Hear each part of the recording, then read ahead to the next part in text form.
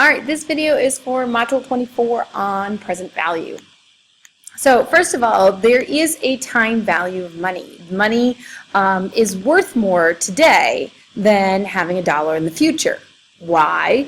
Well, if you think about it, first of all, we have a couple of things. Number one, if you think about the idea that sometimes you have pressing things that you want to do with your money. For example, how many of you actually have, between scholarships and money that you have saved up, you have college paid for right now?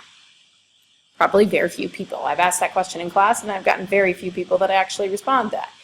So let's say that, for example, you don't have money, you don't have all the money ready to pay for college right now. So if you don't, then you're going to have to get out a loan, okay? But imagine if you had to wait to go to college until you actually had everything saved up. A lot of people would say, I wouldn't be going to college until I was like 50. That's true. Okay, so here's the thing is that borrowers are willing to pay interest to have the money now. So keep in mind that for borrowers, they want the money now. So for them, the value of it, the opportunity cost of, for example, not having it now is a lot higher.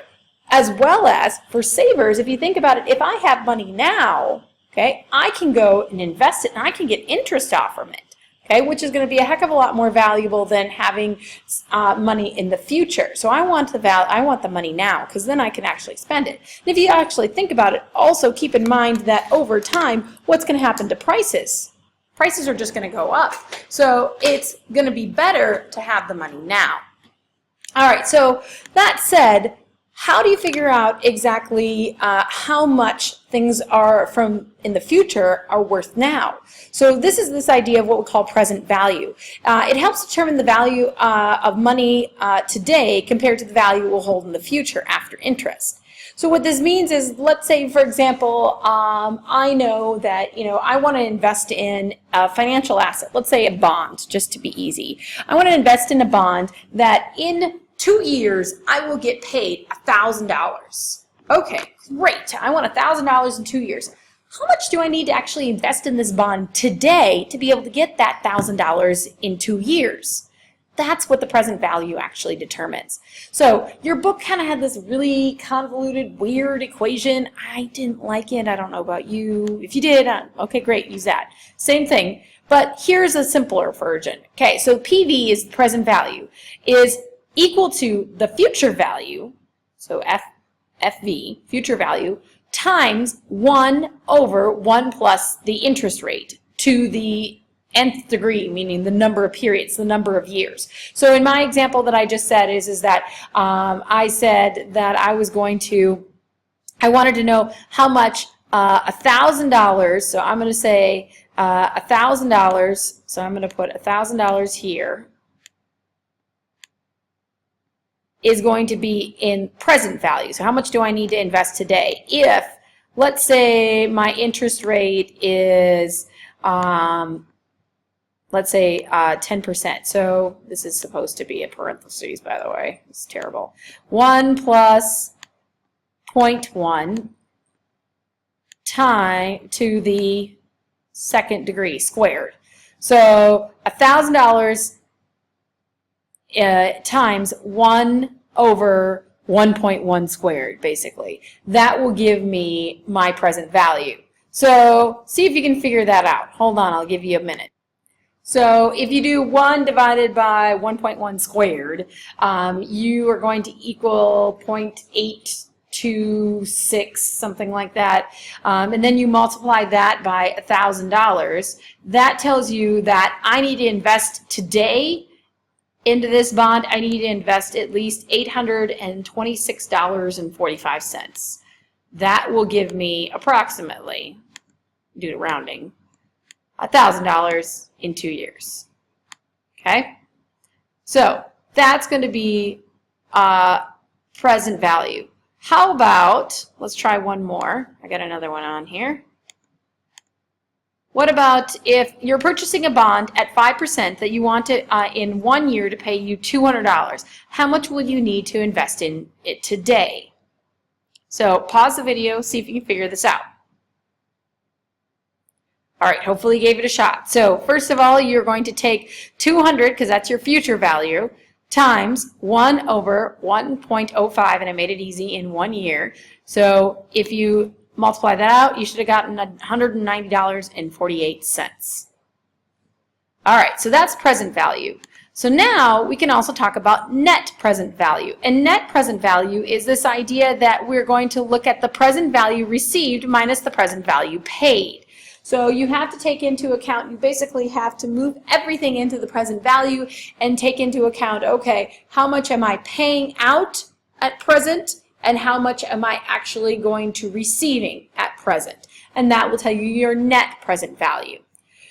So, for example, let's do this one. A friend needs $500 now and will pay you $570 in a year. Is this a good investment if you can get a 10% elsewhere? Well, if you can get it elsewhere, what you could do is you could go and compare the present value of the money received versus the present value of money paid. So what you need to do is you need to figure out the present value of $570. Okay, so present value of $570, I'm going to convert that to current value. Okay, because we already know $500 is current. That goes into the money paid. So 570 in present values. I'm going to use that equation that I have on the last screen. So 570 times 1 over 1 plus 0.10. Okay, because that would be 10% elsewhere. Okay, so if you do your multiplication and your math out, you get $518.18. The present value of the money paid is currently $500. So the net present value is going to be $518 minus $500, so that is going to be $18.18. Now, when the net present value is positive, this is good, meaning in this case, this investment with your friend is $18.18 better than a 10% investment. So that gives you an idea of net present value. So keep in mind, I think there was a homework assignment question where I asked you about evaluating 3 projects. Keep in mind that any future payment, any future money, you have to convert back to present value first, and then you have to add or subtract depending upon if you have to pay more right now. Like, for example, if you have to pay $100 to get into it, and then at the end you're promised $2,000, okay, you have to convert that $2,000 to present value, and then you have to subtract your $200. Okay, so keep that in mind. All right, so let's give this a shot. Why don't you, what I would like you to do is on Canvas, underneath, so go on Canvas, underneath the class handouts, okay, there is a worksheet that says Present Value Practice Worksheet. This is what I had everybody do in class. So pull this up and you can download it onto your iPad. And this has, this has 2 activities. So the first one is you just inherited $500 million. What are you going to do now? It says your great-great-great-aunt has left you her life savings of $500 billion, $500 million, blah, blah, blah. But it says that according to your aunt, you have the option to receive $500 million in periodic equal installments over the next 10 years, or the present value equivalent of $500 million now. If you choose to accept your inheritance over 10 years, you will receive $50 million a year for the next 10 years. Use the chart below to determine the amount you could receive today that is the equivalent of receiving $50 million a year for the next 10 years. Use the interest rate of 7% for your calculation. Based on your calculation, would you elect to receive the lump sum payment or 10 annual payments? Okay, so here's the thing is that they have it set up where the $50 million is what you would receive for 10 years. But then they have this column that says factor. I know that that's like, what are we talking about? Okay, the factor part here is, remember our equation for present value, because essentially what you're doing is you're figuring out your present value for this. So the present value, remember, is the future value times 1 over, and then there's that parentheses, 1 plus your interest rate to the nth power, right? So the factor part, okay, because everybody's like, what the heck is that factor part? That factor part is this part right here in the red, okay? So they're actually having you calculate that. So what they're doing is, for example, the first year, it's 1 over 1.07 to 1 power, and it'll give you 0.935. For the second one, it's going to be 1 over 1.07 to, squared. Okay, and then for the third year, cubed, et cetera, et cetera, et cetera. And then to figure out the present value, then you have to multiply it by that 50 million. Okay, the back side of this then, the next page is going to give you an example using two different examples. So it says Derek Singletary and Alex Doubleday, two highly successful baseball players, have signed 10-year contracts with the teams they play for. Derek signed for $200 million over 10 years.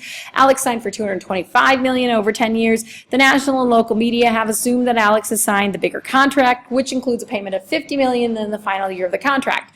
You, as a CPA, however, have asked to determine the real value of each player's contract. As part of your analysis, you have determined that a 6% interest rate is appropriate to use in the calculation of the time value of each player's yearly payments. You have also obtained the yearly payments of each player, which are stated in the table below.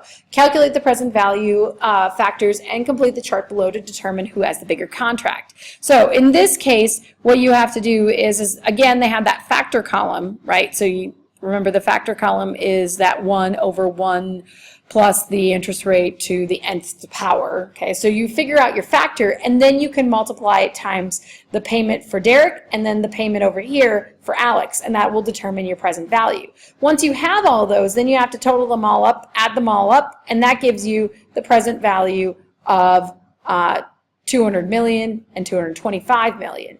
And then you should be able to answer, okay, who got the bigger contract? And then if you want, you can answer 1 and 2 as far as use the payment, players' payments in year 6. The present value is the same in year 6 to answer if they play 162 games in one season, how much do they earn per game? And if they play 9 innings per game, how much do they each earn per inning? So once you are done with this, okay, there is the answer keys on Canvas. You can get the answer keys on Canvas underneath that, so you can check your work. I encourage you to do that. It gives you nice practice of working with present value. All right, let me know if you have any questions.